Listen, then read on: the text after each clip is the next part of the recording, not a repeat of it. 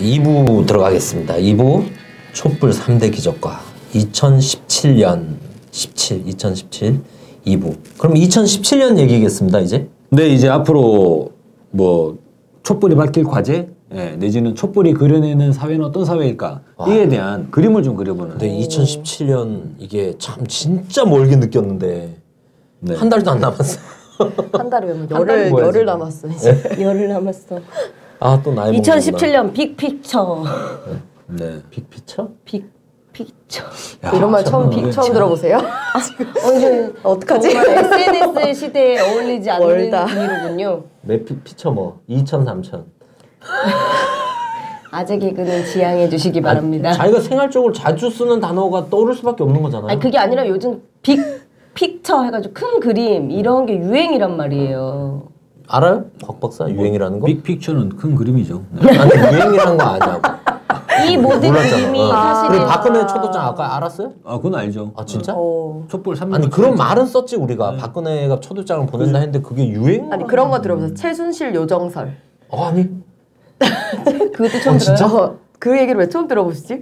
최순실이 요정인 거예요. 그래서 이 난세를 해칠 수 있는 모든 걸 다 정리할 수 있는 요정이다. 최순실이 새누리당도 해체시키고 고영태 스파이설까지는 생각해봤는데 다 해체시키고 박근혜도 다 없애고 이거 최순실이 다 요정이다. 고영태 스파이설이 아니라 고영태 빅픽처설이 있어요. 그래. 고영태 씨 아버님이 그 광주 민주화운동 유공자시잖아요. 그래서 그 복수를 하기 위해 최순실을 만나서 이 그림을 다 그린 빅픽처설이 있어요. 26년과 같은 네. 버전이에요. 예, 그런 맥락에서의 빅픽처설이 또 있어요. 네. 알겠습니다. 네, 전혀 좀 터무니없는 이야기긴 한데요. 그런 설이 있습니다. 매번 새해 때 새로운 다짐을 하지만 이번 2017년은 진정으로 기대가 되는 해이긴 합니다.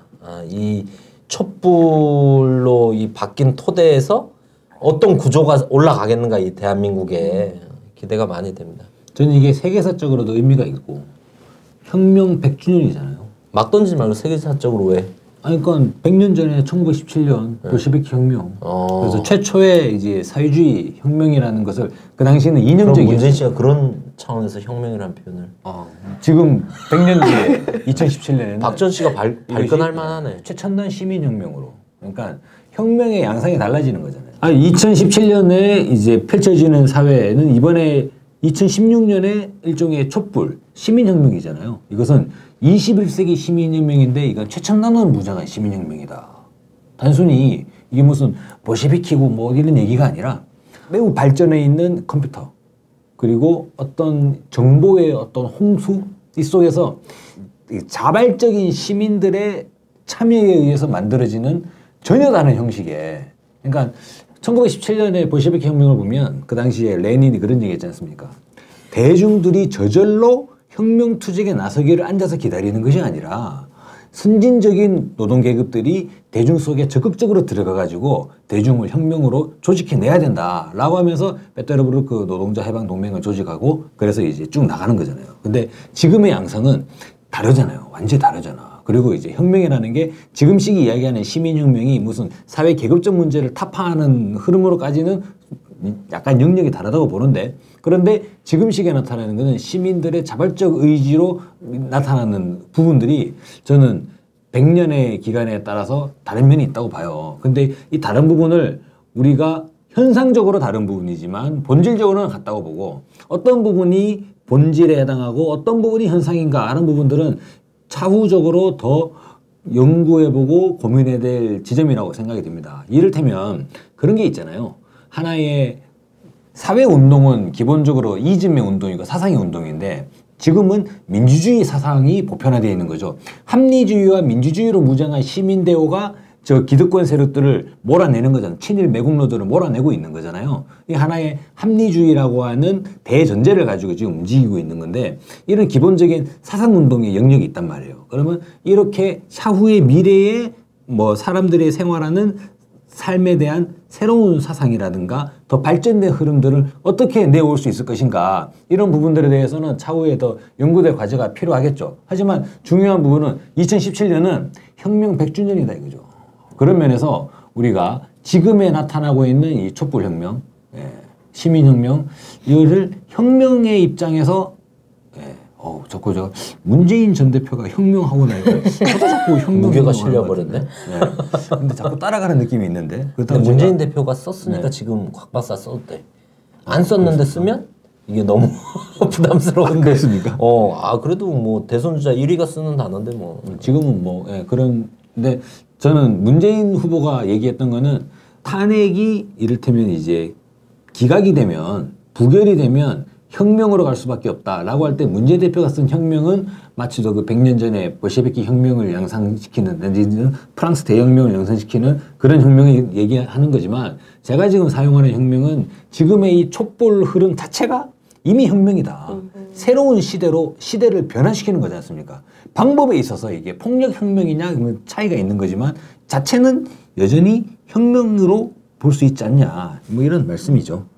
네, 혁명도 혁명인데 그럼 촛불이 밝히는 이제 과제들이 있을 거 아니야. 네. 이미 한 2달여 기간 동안 촛불이 어느 방향으로 가겠다는 게 이미 내포돼 있다.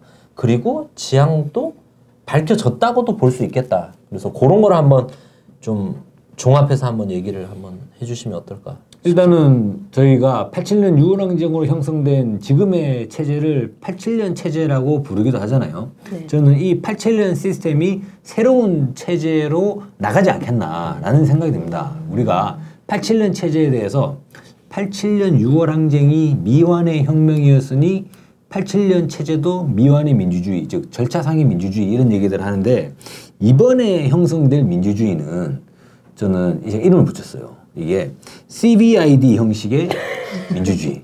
예. 발음 잘해야겠네. 네. 예, CVID. CVID. 예. 이게 예전에 미국과 보수 진영에서 북한의 핵을 폐기할 때 그죠? CVID식으로 폐기해야 된다라고 얘기하면서 뭐라고 했냐면 C가 이제 완전하고 검증 가능하며 돌이킬 수 없는 핵 폐기를 말하는 게 CVID예요. 저는 알죠. 네, 제가 그 북한 미국 그 군사 대결사 20년 그걸 감옥에서 편지글 써가지고 그걸로 징역 지금 7개월 받았던 무죄 받았잖아요. 그때 영어로 CVID를 제일 많이 썼어요. 한 수백 번은 쓴 것 같아요. 미국 애들이 항상 이 얘기를 하니까 협상 때마다. 그렇죠. 근데 단어 원문은 지금 처음 봤어요. 네. 저는 CVID의 D가 dismantlement 이래가지고 이것을 이제 폐기를 의미하는 거예요. 근데 저는 이 D를 democracy로 이제 바꿔가지고 그러면 완전한 complete하고 이제 verifiable 그리고 irreversible democracy 이게 CVID 아니냐. 그럼 이게 완전이고 컴플리트가 검증 가능이 또 용어인가요? 과계 용어 또 1번 추가되는 건가요? 이거는 이제 로우는 아니고 그냥 저의 용어입니다. 예.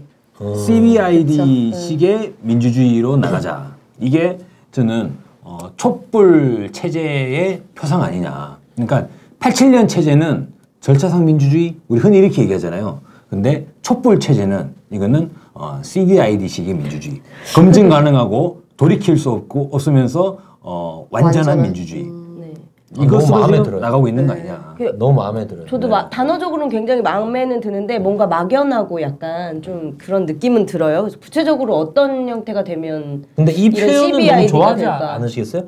완전하고 검증이 가능하며 돌이킬 수 없는 민주주의. 굉장히 좋은 단어인데 이걸 깃발하는 과연 그런 CVID식 민주주의란 뭐냐라고 할 때는 좀 막연한 감이 있다는 거죠. 일단 어떻게 하면 될까? 좀 구체화시킬 필요는 있을 것 같아요. 그러니까 그럼 각자 찾아야죠.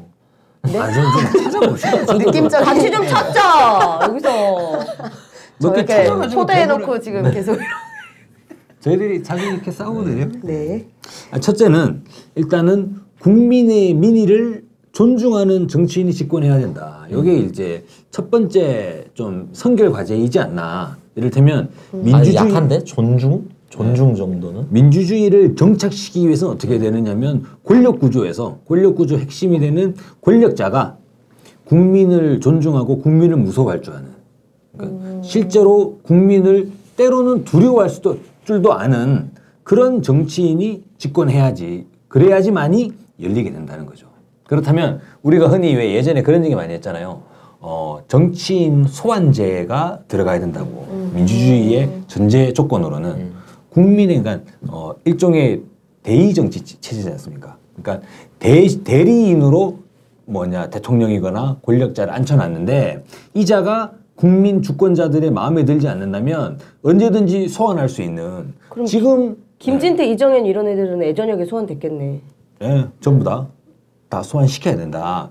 그런 부분에 법 제도적 보완이 당연히 뒤따라야 된다는 것이고, 지금 박근혜 닥치고 퇴진 이 촛불이 일어나고 있는 것은 바로 국민이 인정하지 않는 정치인은 언제든지 소환하겠다라고 하는 것을 국민 대중의 힘으로 지금 발휘하고 있는 상황 아니냐. 저도 되게 공감하는 게 많이 하는 말들 중에 요즘에 이제 인기투표 아니다. 이제 우리가 하려고 하는 사람들 인기투표 할 거 아니니까 정치인들이 어떻게 할 건지 정확하게 보여달라. 그런 표현도 많이 하고, 이제 여기에 뭐 힘을 실어가지고 뭔가를 해보려는 사람들도 또 나올 거 아니에요. 그런 데서 이 촛불 혁명을 이용하려고 하지 마라. 이것에 등타서 이렇게 꼼수를 부리려고 하지 마라. 우리 정확하게 다 보겠다. 이런 표현을 많이 하고 있더라고요. 그래서 촛불 민심을 보면 열심히 잘 하면 얼마든지 밀어주겠지만 만약에 딴 마음 꾸거나 혼자서 맞아요. 이를테면 이제 뒷담화 까기 시작하면 가만두지 않는다. 근데 그게 되게 어려운 게 아니에요. 저는 곽 박사님 얘기는 좋아요. 우선 당장은 그거부터 넘어야 될 산이라고는 생각해요.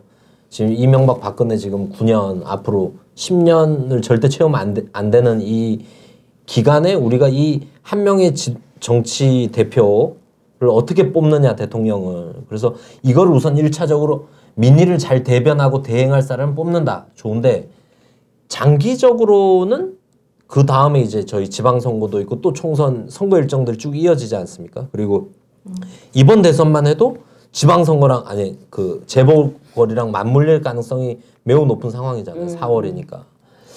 근데 저는 그런 사람을 잘 검증해서 잘 뽑자도 있지만, 예를 들면 김대중 국민의 정부나 참여정부 때도 소위 이제 김영삼 때도 하물며 제야에 있던 사람들이 많이 인입이 됐잖아요.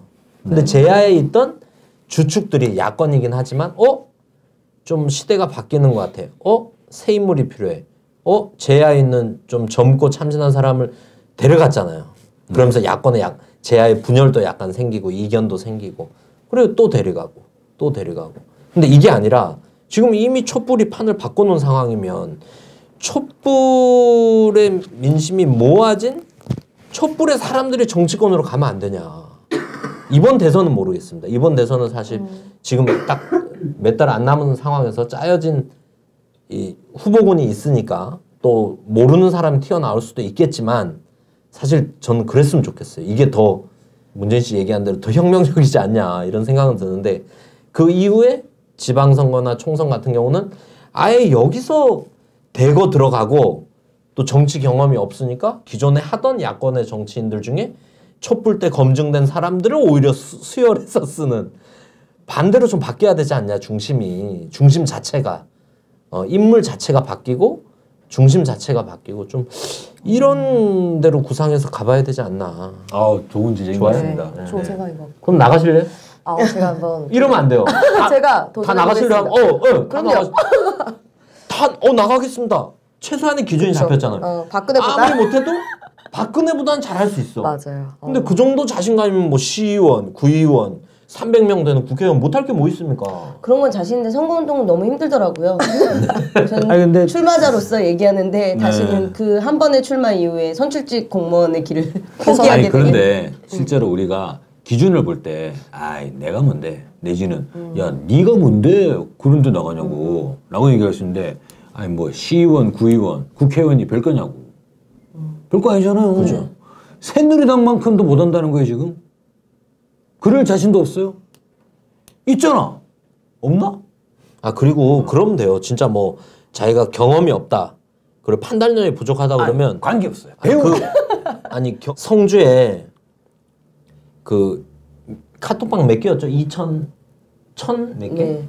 기억 안 나죠? 네, 기억은 안 나요. 하여간 카톡방 최대 참가 인원수, 그런 거를 예를 들면 시나 구에서 카톡방을 한 2,000개짜리를 10개 만들어 놓으면 되는 거예요. 국민들 다 해놓고 의견 쭉 들어서 가장 많이 모이고 가장 의견이 모아지는 대로 예를 들면 이재명 시장이 그렇게 한다면서요. 자기 주변의 네티즌들이나 이런 그룹방이나 대화방 이런 데서 의견 모이는 거로 자기는 그 대변할 뿐이다 그랬잖아요. 근데 이런 거를 저는 진짜 경험이나 기술 세련 부족하면 무식하게라도 하면 되는 거예요. 최대한 많이 들어서 가장 많은 사람의 이익을 보장해 줄 수 있는 방향에서 정치를 하면 되는 거잖아요. 할 수 있는 길은 분명히 있다. 누가 하든. 근데 중요한 건 충실함이죠. 내가 국민들, 내가 시민들, 내가 국민들을 충실하게 보필하겠다? 보좌하겠다? 네. 대변하겠다? 대행하겠다? 이런 마음만 있으면 되지 않겠는가. 그리고 지금 촛불 벌어졌을 때 곽 박사님 말이 맞는 게 누구도 뺄 필요가 없는 게 이 촛불에 나온 시민들이 모여준 기적적인 현상들이 있는 거잖아요. 근데 기적을 만든 시민들과 완전 국회와 청와대를 똥통으로 만든 정치인들과 이미 비교 불가인 상황이니까 여기서 누가 나가도 기본 지금보단 나빠지지 않는다. 어느 누가 나가도. 네, 맞습니다.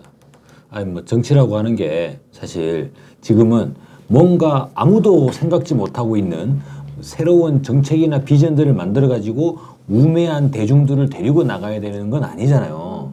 지금 우리 국민분들이 얼마나 더 잘하십니까? 지금은 연결만 해주면 돼요. 아 그러네. 정치가 쉬워졌어요. 네. 이런 거는. 연결만 해주면 돼요. 근데 저는 이게 아까 이제 앞에서도 얘기했었지만 남양주에서 촛불을 했었을 입이 때, 좀 풀려요? 그쵸. 촛불을 했었을 때 너도 나도 이제 그런 이야기를 하더라고요. 우리가 못할 게 뭐냐. 그리고 촛불 사회를 했던 맞아. 사람, 촛불을 만들었던 그 엄마들한테 너네가 나가면 우리가 다 밀겠다. 이미 이런 자신감이 이미 생긴 거예요. 이런 얘기를 많이 하더라고요. 국민들 안에서. 보세요. 남양주에서 촛불 만드는데 그 무슨 판사 경력이 필요해? 아니면 뭐 정당 공천이 필요해? 뭐가 필요해요? 그거 하면 되는 거지. 공천금도 필요 없죠. 그렇죠. 네. 그래서 저는 실제로 모든 이런 정치적 행동에 대한 거기에 부담이 없어야 된다는 거예요. 촛불의 열기로 그런 이런 장벽들, 정치 진입의 장벽들이 전부 다 불살라져 버리지 않겠냐. 아 그러면 CVID식 민주주의도 여기에 검증 가능한 민주주의가 되는 거죠. 국민들이 직접 정치에 참여하니까 이거야말로 이 베리파이어블 디모크래시가 형성되는 거죠 이제. 예. 이게 담보가 된다는 거예요. 이거 괜찮다 이거. 박수 한번 칠까요? 네? 되게 과학적이에요. CVID 괜찮은데 이거. 네. 예전에 그런 것도 있었잖아요. 예전에 막 청년들이나 이런 사람들이 막 총선, 뭐 지방선거 이런데 뭐 직접 정치하겠다, 뭐 이러면서 대거 출마하자, 뭐 이런 얘기도 시도들도 있었다고 하는데 한번 이제야말로 촛불이 아예 전격적으로 그냥 정치를 누구한테 맡기는 게 아니라 우리가 한다 이러고 들어가는 형국까지 좀 그려봐야 되지 않겠나. 그리고 그것이 아마 상식이 되는 사회, 상식이 되는 시대가 될 거예요. 이를테면 요즘에 보세요. 요즘 세상에 아니 뭐 여성이 뭐 국회의원을 한다고 그러냐라고 누가 말한다고 해봐. 그 웃기는 놈이 된다고. 그걸 예로 든 거 자체로 박 박사가 웃긴 놈이 되는 거 거지. 약간 캡처 떠가지고 막 계속 돌아다닐 것 같은데. 저작해서 앞뒤 자르고. 마찬가지로 아니 뭐 요즘에 정당 공천도 없이 무슨 정치를 한다는 거요? 라고 말하는 사람이 그만큼 웃기는 놈이 될 시대가 올 거예요. 당연히 그러지 않겠냐고. 지금 정치를 누가 하냐? 야당이 하냐? 여당이 하냐? 촛불이 하고 있잖아요. 그런 정치 장벽 자체, 정치 진입의 장벽 자체가 무의미한 시대가 펼쳐진다 이제. 바야흐로 국민 주권 시대가 제대로 열리는. 2017년. 진짜로 죽이지 않습니까? 그거야말로 되면 진짜 기적인데. 하다못해 대선 후보 되는 것도 봐요. 대선 후보 되는데 무슨 정당 공천이 필요가 있고 지금 뭐 조직력이 뭐가 필요 있어요. 국민들이 알아가지고 다 조직이 되고 있고, 그죠? 예전에 나왔잖아요. 제가 지난 방송에 말씀드렸지 않습니까? 국민 모금 펀드를 해버리면 되잖아. 저는 그러면 국회의원이 300명이잖아요. 네. 한 3,000명으로 늘렸으면 좋겠어요. 좋습니다. 그 대신 월급 까면 돼요. 월급 안 줘도 돼요? 월급 뭐하러 줘? 그리고 차비는 주고. 차비? 최저임금 시대인데 최저임금 자비로 하라.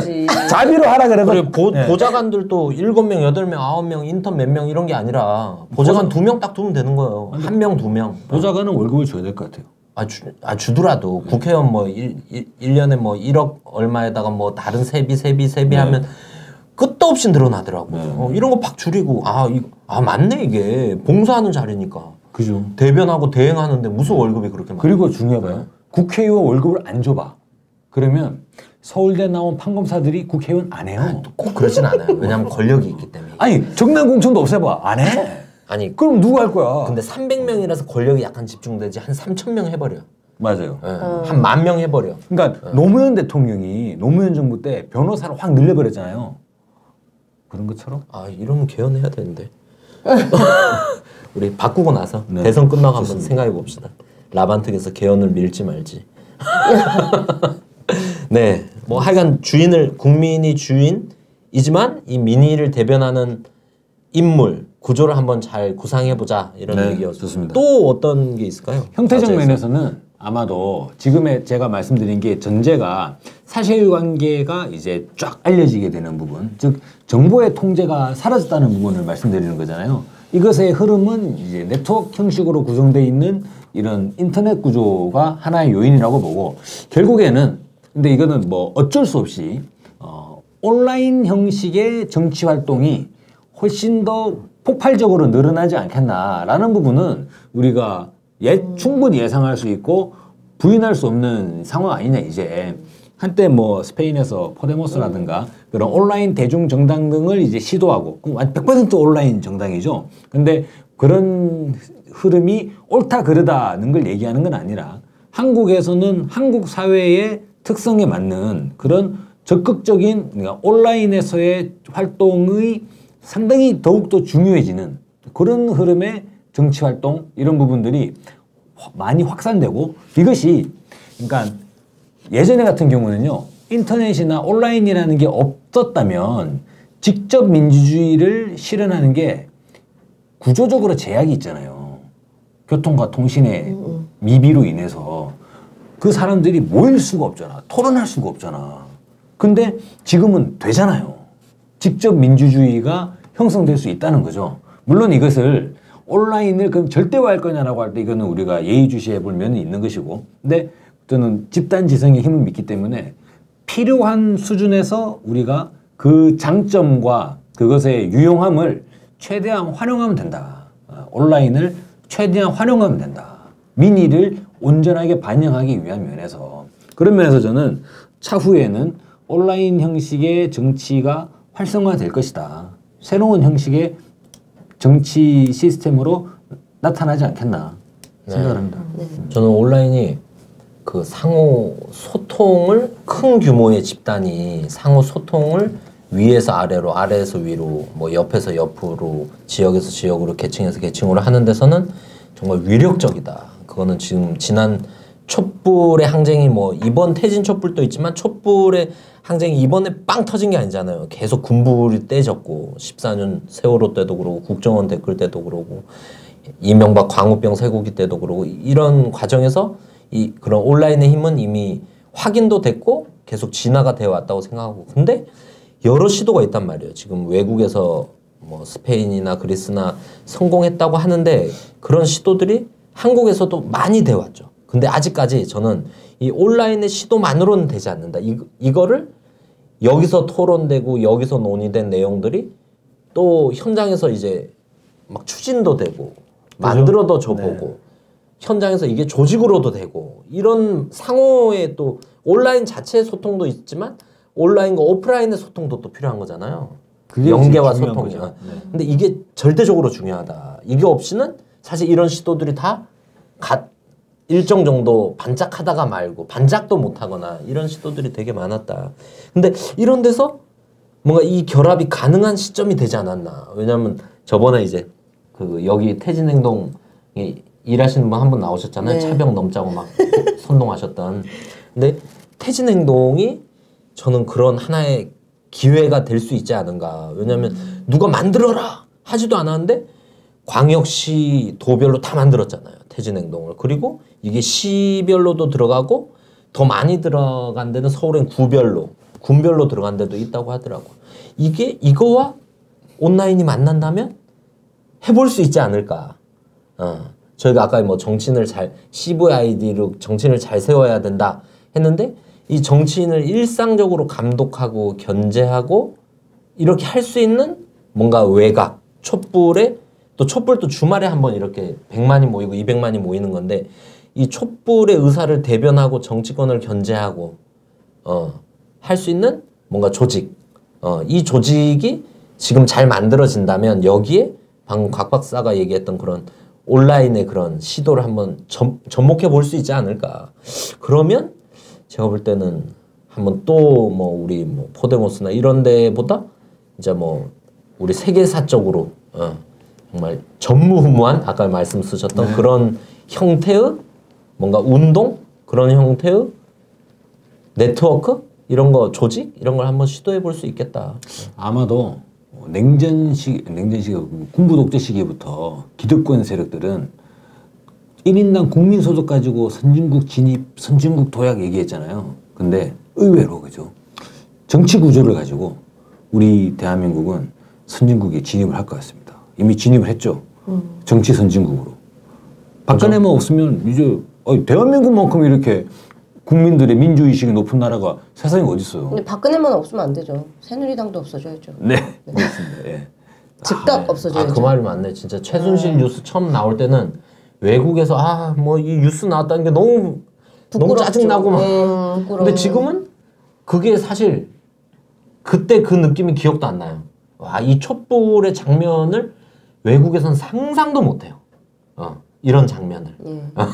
사실 우리가 외국인들이 이전 시기에 이제 뭐 2008년 광우병 촛불이나 막 이럴 때 그 촛불 집회가 한참 막 하고 있을 때 제 동생이 지금 외국에서 유학을 하고 지금 외국에 살고 있는데. 아 진짜? 예. 사촌 동생이 뉴질랜드에서 지금 자리 잡고 직장을 다니고 있어요. 유학을 오래 전부터 했고 그때 이제 2008년 이럴 때는 늘 이제 이게 뉴스에 나오는데 별로 좋지 않게 나오는 거예요. 그래서 한국이 굉장히 위험한 나라라서 약간 여행을 가지 말아야 할 국가. 요렇게 좀 인식이 됐었는데 지금은 그렇지 않다고 하더라고요. 굉장히 한국의 이런 시위 문화에 대해서 되게 높이 평가하고 막 정말 민주주의의 성숙한 장면을 보는 것 같다. 이렇게 뉴스들이 외신들이 이야기를 한다는 거예요. 그래서 일부러 지금 이 촛불 집회 전국에서 이 민주주의 체험하려고 종로 한복판에 가면은 관광객들 굉장히 많거든요. 외국인들 와가지고 이제 보고 뭐 인터뷰하는 거 이렇게 보면 막 원더풀 막 이러면서 인터뷰 하시더라고요. 어쨌든 최순실 사건이 일어난 것 그리고 이런 대통령을 뽑은 나라의 국민인 거는 약간 좀 부끄럽지만 이런 민주주의를 찾아가기 위한 국민들의 위대한 여정 이런 건 정말 자부심이 느껴지고 자랑스럽게 생각이 돼요. 또 이런 것도 있지만 저는 결국은 지금 뭐 목표, 지향 그런 데선 좋고 장기적으로 이런 시스템을 만들어 보자도 너무 좋고 근데 지금 제일 중요한 건 여기서의 막고 있는 걸림돌들을 없애는 게 저는 시급한 과제 아닌가. 네. 저는 일단 뭐 당면한 과제여서 박근혜의 즉각 퇴진이라든가 새누리 해체 요거를 일단 변론으로 하고 이제 말씀을 드렸던 거예요. 그러니까 전체적으로 우리가 그려지는 2017년 이후의 대한민국을 그렸을 때 근데 좋았어요. 그런 상상은 너무 좋았던 것 같아요. 자 이제 세 번째 단계로 넘어가야 될 것 같아요. 앞으로 이제 펼쳐지는 사회들은 근데 촛불 민심이 아까 제가 말씀드릴 때는 어떤 하나의 특정 계층이나 특정 집단의 주의 주장들을 반영해서 나타나는 건 아니라 그랬어요. 와 이건 박근혜의 공약 이행인데 비정상의 정상화. 네. 지금 촛불 민심이 지향하는 바는 비정상의 정상화이고 국민들이 이미 그렇게 얘기해요. 네. 박근혜가 유일하게 지킨 공약. 비정상의 정상화. 아니 국민 대통합. 국민 대통합. 국민 대통합. 네. 그러니까 결국에는 이것이 상식에 통하는 사회 그리고 합리주의를 지향하는 그런 방향으로 나아간다는 거예요. 그러면 촛불이 만들어낼 사회는 어떤 사회인가 라고 했을 때 우리가 자칫 100만 촛불 이런 것들을 이야기한다고 해서 진보 진영의 일각에서 제기하고 있는 매우 수준 높은 뭐 구호들 내지는 충분히 토론이 더욱더 필요한 내용들 이런 부분들이 있을 수 있어요. 이게 뭐가 되냐면 예를 든다면 모든 국민들이 공감하기 있는 애매한 내용들이나 주장들도 있을 수 있어요. 뭐 일각에서 예를 본다면 재벌 해체라고 할 때 당연히 재벌 해체돼야지 라고 생각하시는 국민들도 많이 계시지만 아니 그러면 삼성 없애고 현대 없애면 나라 망하는 거 아니야? 뭐 먹고 살지? 삼성, LG 직원들이 얼마나 많이 나왔겠어. 그죠. 그러면 그런 분들도 계신 거예요. 그러니까 이거는 더욱더 토론이 필요한 과제가 되죠. 근데 우리가 촛불이 밝힐 사회를 본다면 그런 부분들은 모르겠어요. 좀 더 토론이 필요하니까. 요거는 촛불이 스스로 만들어내는 직접 민주정치의 장에서 토론을 해야 될 문제인 것이고, 만들어내는 사회를 본다면 누구나 공감하는 상식적 수준의 내용들이 달성되는 것. 뭐냐, 첫째적으로 민주주의죠. 민주주의가 회복될 것이다는 것이고, 또 한 가지는 뭐가 있냐면 대외 굴종적인, 아무리 봐도 이해되지 않는 거 있잖아요. 아니, 저 박근혜 정부는 뭔 정신으로 저렇게 미국 가가지고 가기도 전에 다 퍼주고 가는 거. 내지는 중국 가가지고는 왜 저렇게 또 못 듣게. 또 일본한테는 언제 한번 일본한테 당당한 얘기를 한번 해보나. 이런 식의 당당한 외교. 이런 부분들은 저는 이게 있죠. 진보와 보수를 막론하고, 여기서 말씀드리는 보수는 새누리당이 아니라 합리적 보수를 이야기하는 겁니다. 대한민국 정치 스펙트럼에서 그나마 합리적 보수라고 한다면 민주당 정도? 네, 가 될 수 있겠죠. 네. 근데 이런 정도까지도 아우를 수 있는 내용들이 촛불이 만들어내는 사회가 되지 않겠나. 또 하나 더 있죠. 남북 화해. 네. 남북 화해 역시도 단순히 이것이 진보 진영만의 주장은 아니에요. 아니죠. 남북 협력. 아니, 조선일보가 지금, 그죠? 대륙으로 진출하자 이러고 뭐, 박근혜가 누굽니까? 통일은 대박입니다. 이런 얘기도 하고 다녔잖아요. 그러니까 이게 남북 교류와 대륙으로의 진출이라고 하는 부분이, 이것이 단순히 진보 진영 일부만의 주장은 아닌 거죠. 보편적 주장인 거예요. 머리가 있으면 머리를 왜 달고 다닙니까? 무거운 거를. 대략적으로 무게도 한 3kg 이상 나가는 거, 이거 왜 달고 다니는 거예요? 머리를 있으면 생각을 해봐야 되잖아요. 생각을 해보게 되면 자연히 지금 미국발 경제위기 이후에 세계 성장 동력이 사라진 조건에서 대한민국은 무엇으로 먹고 살아야 되냐? 아니, 대륙으로 나가야지. 누구나 생각하는 보편적이고 상식적인 이야기. 대륙으로 나가려는데 대륙 앞에 누가 있습니까? 북한이 있잖아요. 그럼 어쩔 거냐고. 북한이 있는데. 싸울 거냐? 전쟁에서 다 죽을 거냐? 화해해서 협력을 해가지고 지내야 될 거 아닙니까? 이런 상식적인 흐름으로 민족 화해라는 부분들, 이 부분들이 저는 풀려나가지 않겠냐는 거죠. 2017년의 사회에서는 무엇으로? 촛불의 힘으로. 그죠? 어떤 정치인이 시의적 정책으로 이것을 베풀어주는 게 아니라, 그러니까 민주당의 어떤 정치인이 자, 제가 이것을 하겠습니다 해가지고 비전과 전망을 제시하면서 국민들에게 눈을 뻥 뚫려주는 이런 내용이 아니라 촛불이 그 자신의 힘으로 만들어 나갈 거라는 거예요. 민족화에 아니 그 박근혜가 있는 입장에서 남북관계 개선이 가능하겠습니까? 이런 얘기들 많이 있습니다. 근데 당장에 보세요. 지금 개성공단 관련 이 기업인 분들이 지금 옹성하고 계시잖아요. 맞아요. 개성공단 재개하자. 이게 얼마나 이 합리적인 주장입니까? 그게 저희들의 주장, 물론 저희들도 주장하고 있습니다만, 개성공단을 운영하시던 남측의 기업인 분들이 절절히 호소하고 있잖아요. 이러다가 나라 망한다고. 그러면 그거부터 시작하는 거죠. 그러니까 비정상적인 내용들이 없애나가는 부분들이 바로 대외적인 부분이 많아요.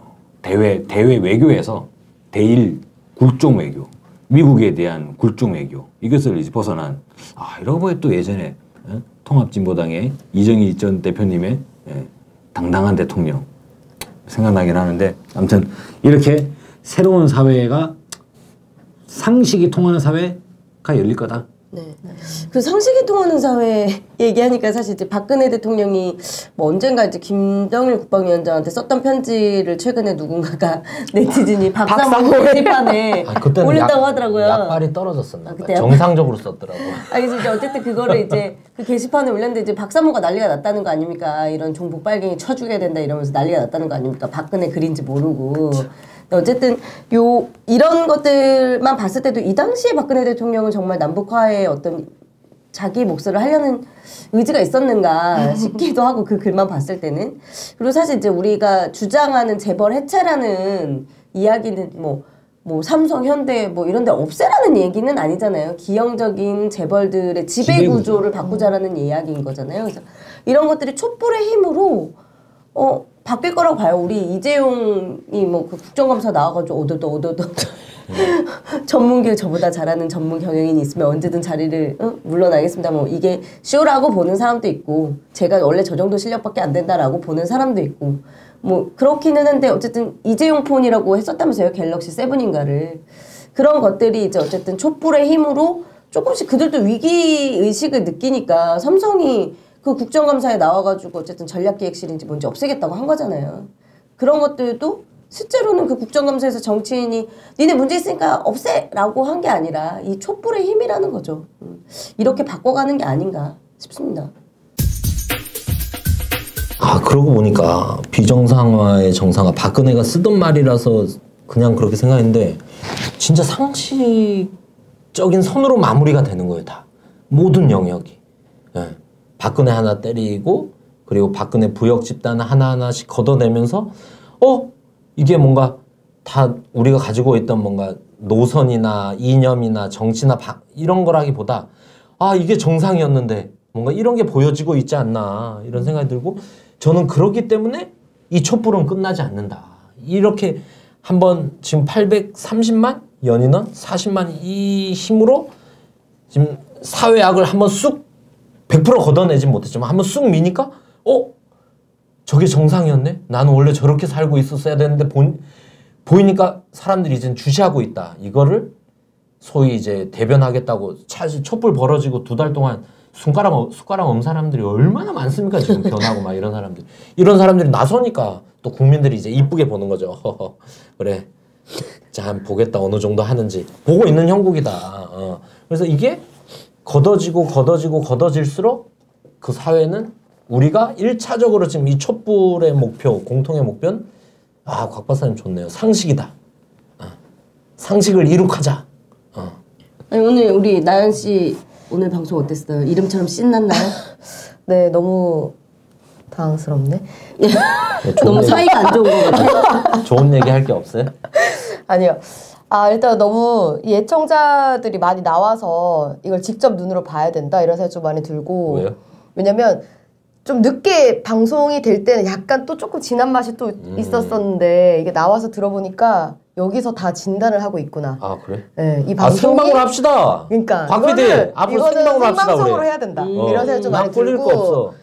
그리고 아까 이제 굴 까는 할머니들도 궁금해하지 말고 이 방송을 들어야 된다. 이런 생각. 이걸 정말 많은 사람들이 들어야겠구나. 이런 생각이 좀 많이 들었고. 애청자로서 반성되시는. 네. 야, 정말. 야, 앞으로 널리 알려주시기 바랍니다. 네, 반성 많이 되고 아까 그 얘기하셨던 CVID 이게 정말 획기적인. 이거야말로 진짜 특허네. 오늘, 네, 특허네. 이거는 진짜 우리가 여기서 특허내야 된다. 반민특위에서 이런 생각이 많이 듭니다. 네, 또 나오실 의향은? 네, 종종 나오겠습니다. 네, 와. 알겠습니다. 네, 좋습니다. 그래서 우리 뭐 촛불의 3가지 기적부터 2017년 뭐 대략적으로 사실 꼼꼼하게 살펴봤다기보다 대략적으로 살펴봤는데 몇 가지 얘기했는데 저는 사실 가슴이 뛰네요. 우리의 대의 체계를 어떻게 만들자. 윤 대표님 매 회마다 가슴이 뛰었어요. 촛불 이후에. 네. 제가 하니까 이 방송을. 네, 어찌됐든 뭐 오늘 희망이 보여서 딱 좋다는 생각이 들고 국민들도 이미 이런 희망들을 찾아가고 계시다. 그래서 같이 언제 한번 이 2017년 체제 딱 이런 제목으로 한번 정치, 군사, 경제, 사회, 문화, 뭐 농업, 다 어떻게 할지 한번 얘기 한번 해봤으면 좋겠어요. 예. 네. 정말 뜨겁습니다. 네. 준비할 수 있어요? 좋습니다. 대변인께서? 네, 그때를 기다리면 오늘 40일에 라디오 반민특위를 마치겠습니다.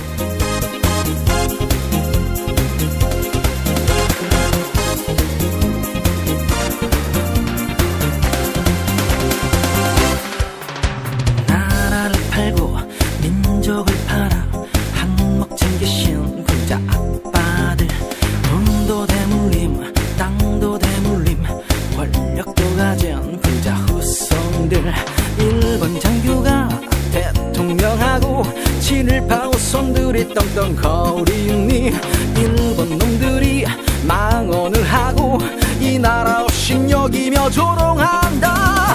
적결하여라 친일 매국노 민족의 자존 지켜세